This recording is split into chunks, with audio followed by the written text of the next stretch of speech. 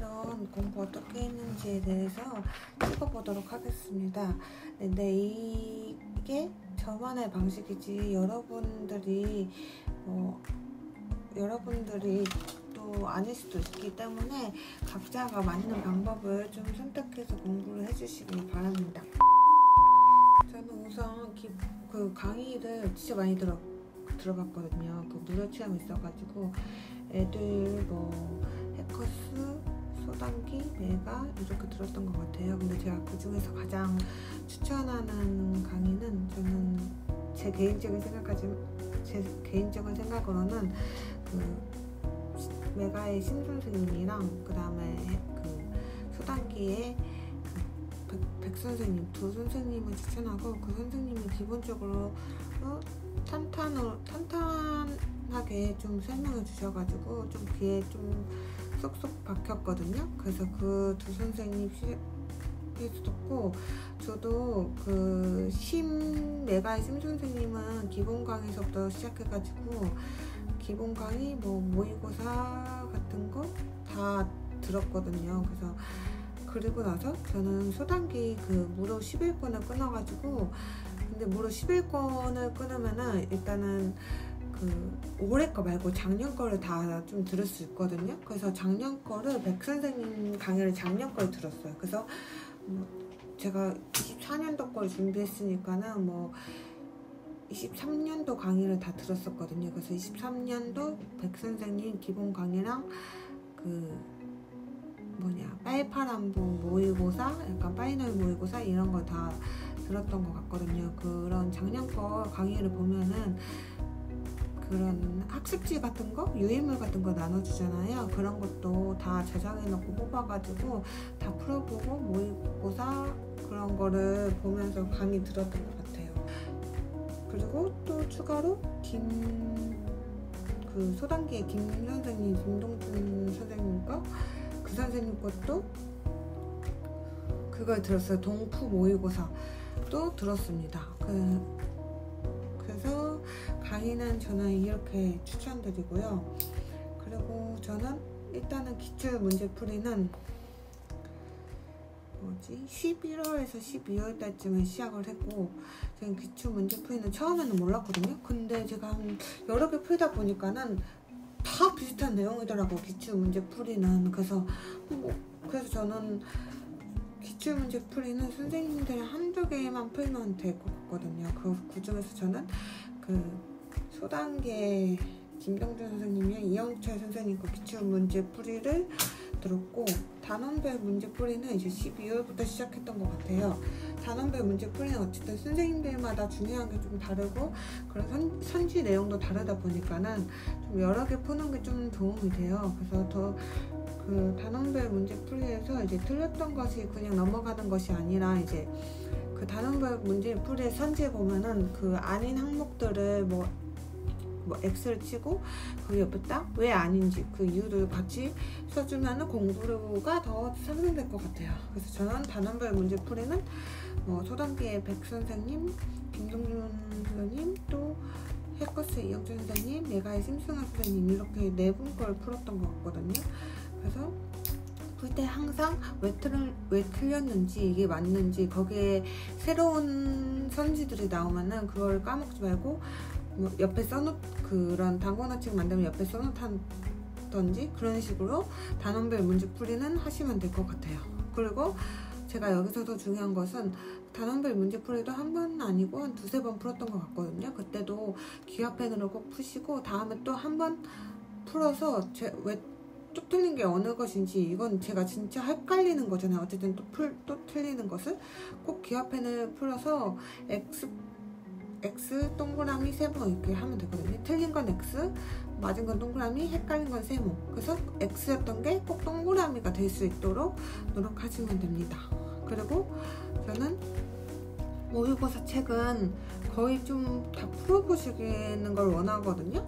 그래서 저는 1월부터 그 시험 뭐 3일 전까지 계속 풀었던 것 같아요. 그래서 하루에 5개씩 정도 풀면 될 것 같거든요. 그 모의고사 1회부터 계속 풀고 하루에 5개씩 풀고 풀었던 거를 또한 2-3번 반복해서 모의고사는 하루에 5개씩 풀었던 것 같습니다.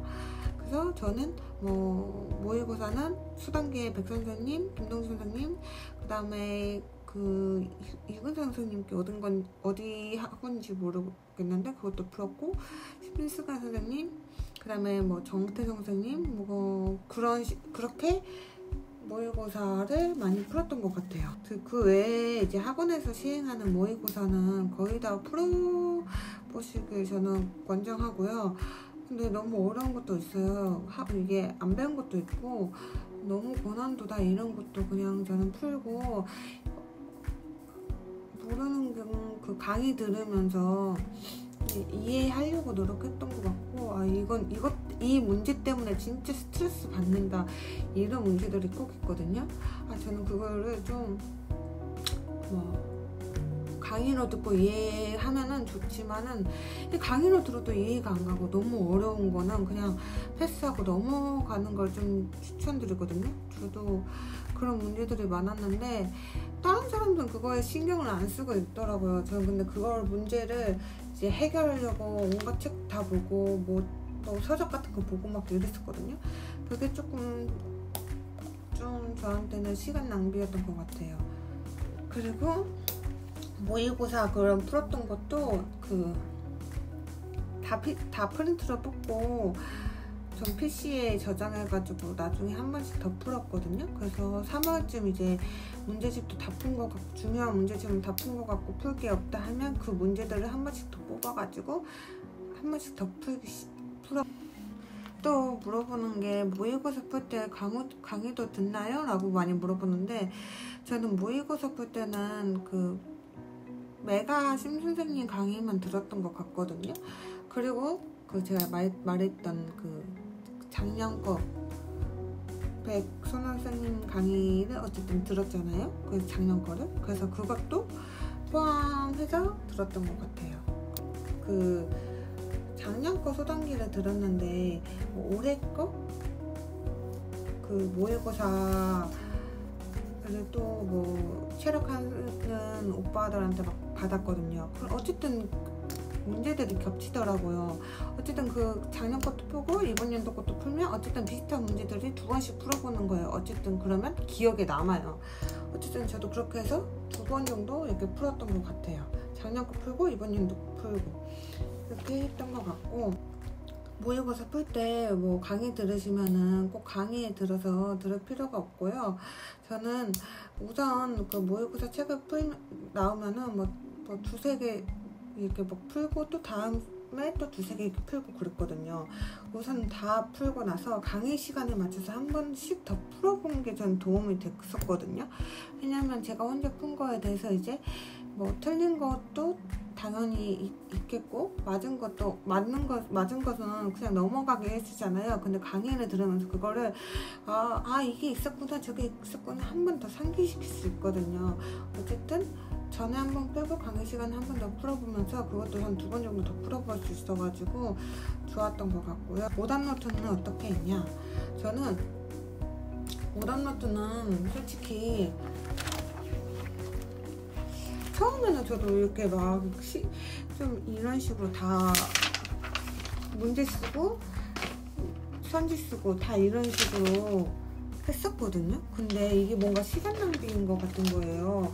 뭔가 올해 3월 때까지 계속 해야 되는데 손도 아프고 너무 시간 낭비라고 생각해서 그냥 문제집에다 옆에다가 아니면은 이런 종이에다가 그냥 제가 틀린, 예를 들면은 물리적 소화에 대해서 질식 제거, 이런 질식 제거, 냉각 소화 이런 거에 대해서 개념을 한 번씩 다 이렇게 써보는 게 훨씬 더 나은 것 같아요. 그래서 책 안 보고도 내가 어느 정도 이 정도 외웠다 하고 또 몰랐던 거는 옆에다 또 추가로 써놓고 이런 식으로 해놨던 것 같아요. 그래서 저는 어쨌든 이 오답 문제 쓰고 선지 쓰고 그런 오답은 조금 시간 낭비라고 생각됩니다. 그리고 또 회독은 어떻게 하셨냐 이렇게 물어보시는 분들도 많거든요. 근데 저는 회독을 거의 시험 한두 달 전부터 단권화를 만들었거든요. 그 백소나 선생님 한 권으로 끝내기 그걸 그 단권화 책으로 만들어서 우선 거기에다가 새로 추가된 내용이나 다른 선생님 거 안 배웠던 거 그런 거를 썼고 제가 틀렸던 모의고사에서 틀렸던 내용들을 추가로 줬고 뭐 거기에 써져 있는데 제가 틀렸다 그러면 별표하고 형광펜 칠하고 이런 식으로 일단은 단권화 노트를 만들었어요. 그래서 단권화 노트를 이제 제가 썼죠. 이제 한두 달 전부터. 그래서 평일에는 문제를 풀고 주말에는 그 단권화 노트를 이제 이용하여 회독을 하는 방식으로 했는데, 회독할 때 그냥 읽는 것이 아니라 저는 이런 A4 같은 거를 이렇게 접어가지고 어쨌든 제가 해야 할 단원이 있잖아요. 1단원은 여기다가 이제 1시간 동안 그 단권화 노트 한 단원을 이렇게 쓰는 거예요. 그래서 어쨌든 1시간 안에 끝내야 되니까 집중을 할 수 있게 되고 더 좋더라고요. 그리고 나서 이제 1시간 하고 나서 그 지워버리는 게 아니고 그 두 번째 칸에다가 이제 그 내용을 이제 또 30분 동안 또 압축을 시키는 거예요. 내가 외운 거 또 확인하고 내가 모르는 것도 또 확인하고 어쨌든 내가 중요하다고 생각하는 것은 어쨌든 짚고 넘어갈 한 번 더 짚고 넘어갈 수 있게 총 2번을 쓰면서 하루에 뭐 한두 단원씩 썼던 것 같거든요. 그렇게 해서 회독을 가져갔던 것 같아요. 저는 아마 회독을 거의 한 달 전부터 계속 그런 식으로 한두 달 전부터 계속 이런 식으로 회독을 했던 것 같거든요. 그래서 여러분들도 여러분들이 뭐 편하고 효율적이게 사용할 수 있도록 바랍니다. 이 방법이 되게 좋았거든요. 시험 2주 전에 그런 모의고사 같은 거 틀린 거 있잖아요. 그거를 모아놨어요. 제가 어디 근데 2주 전은 전 너무 급했고 그래서 한 3주 전? 한 달 전부터 좀 하시면 좋을 것 같고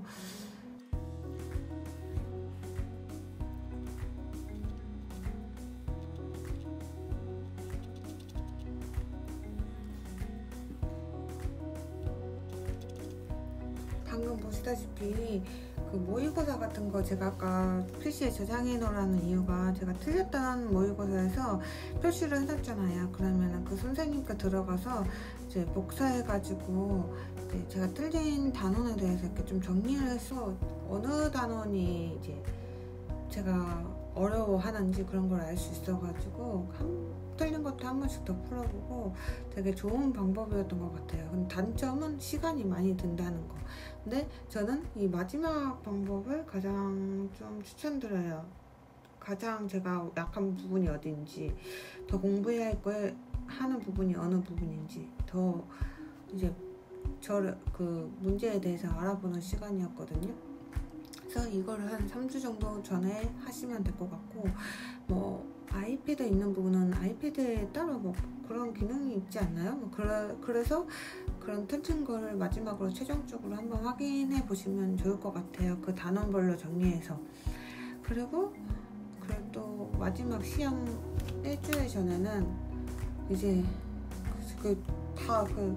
다 외우려고 하는데 또 진짜 안 들어오는 게 있잖아요. 그러면은 그거를 이제 공책에다가 시험 날에 딱 볼 것만 정리해 놓는 거예요. 한